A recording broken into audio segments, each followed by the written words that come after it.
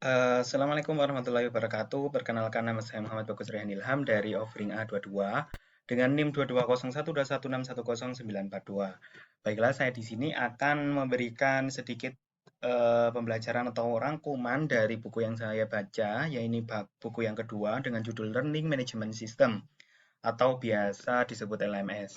Mungkin LMS yang nggak asing bagi kita, yang sering kita gunakan dalam sehari-hari, ada Siakat ataupun Si Pejar, di mana teman-teman bisa mengakses pembelajaran setiap mata kuliah di situ, ataupun dapat mengetahui progres sampai mana teman-teman mempelajari suatu topik dalam pembelajaran. Baiklah, di sini pada buku ini Learning Management System oleh Daishin Barreto, Ami Rottemen, dan Jelena Rabidoux. Nah, pada bagian yang pertama membahas tentang Learning Management System, yaitu platform yang membantu penyampaian konten online untuk tujuan pembelajaran. Ada Nah, ini dia. Apa sih Learning Management System itu? Yaitu platform yang membantu penyampaian konten-konten pembelajaran yang dilakukan secara online. Nah, dua jenis utama LMS berdasarkan lisensi, ada proprietary dan open source. Proprietary LMS memerlukan biaya lisensi dan dukungan teknis dari vendor, tetapi biasanya lebih dapat diandalkan aman. Kalau open source LMS gratis dan dapat dimodifikasi oleh pengguna, tapi memerlukan infrastruktur dan staf IT tersendiri. Mungkin teman-teman sebelumnya sudah mendapatkan mata kuliah di mana teman-teman bisa mengedit ataupun menyusun LMS sendiri yang menggunakan open source LMS. Teman-teman sudah berpengalaman. Ada juga dua kategori lain berdasarkan cara penyebaran, yaitu software as a service atau code based and installed.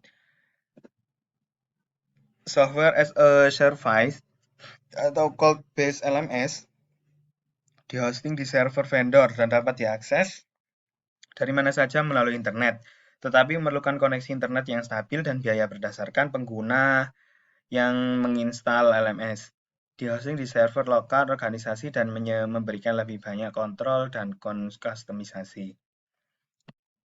Nah, untuk pada bab yang pertama mungkin memberikan pengertian atau gambaran-gambaran terkait LMS. Lalu untuk bagian yang kedua, adalah membahas tentang jenis-jenis LMS berdasarkan cara penyebaran, yaitu hosted atau self-host atau cloud-based.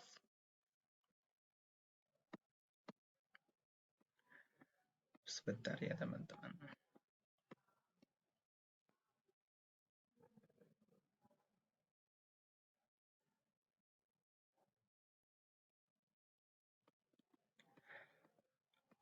Mungkin di sini karena terdapat banyak halaman, untuk yang bab selanjutnya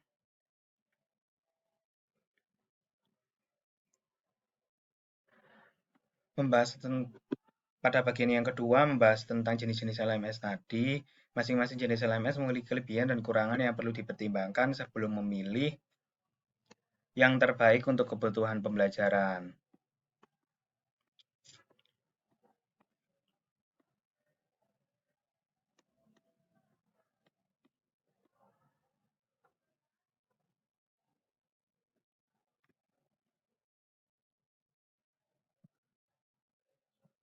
Nah, mungkin aku di sini akan memberikan sedikit penjelasan terkait buku ini karena mungkin dirasa untuk mencari beberapa halaman saya rasa sedikit kesulitan.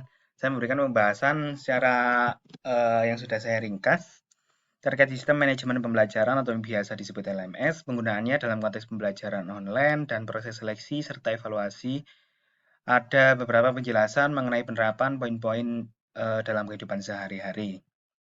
Yang pertama, penerapan LMS dalam kehidupan sehari-hari. Poin-poin menjelaskan jenis LMS, cara penyebarannya, perbandingan antara LMS proprietary dan open source, serta peran CMS dan LCMS dalam manajemen antara LMS proprietary dan open source, serta peran CMS dan LMS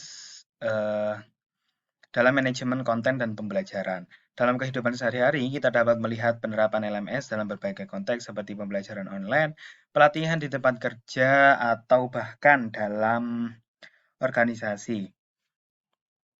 Misalnya, seorang profesional yang ingin meningkatkan keterampilan dalam satu bidang dapat mengakses kursus online melalui LMS. Cloud-based yang memungkinkan akses dari mana saja dengan koneksi internet. Lalu yang kedua, keterkaitan dengan cara memfasilitasi belajar. LMS menyediakan platform untuk menyampaikan konten pembelajaran secara efektif kepada pengguna. Dengan menyediakan akses mudah ke materi pembelajaran, memfasilitasi interaksi antara instruktur dan peserta, serta menyediakan alat untuk pelatihan dan percakapan kemajuan. LMS membantu fasilitas pembelajaran efektif, misalnya fitur-fitur seperti forum diskusi, kuis online, dan pemantauan kemajuan belajar yang dapat meningkatkan interaksi dan motivasi belajar. Lalu yang ketiga, keterkaitan dengan peningkatan performa manusia.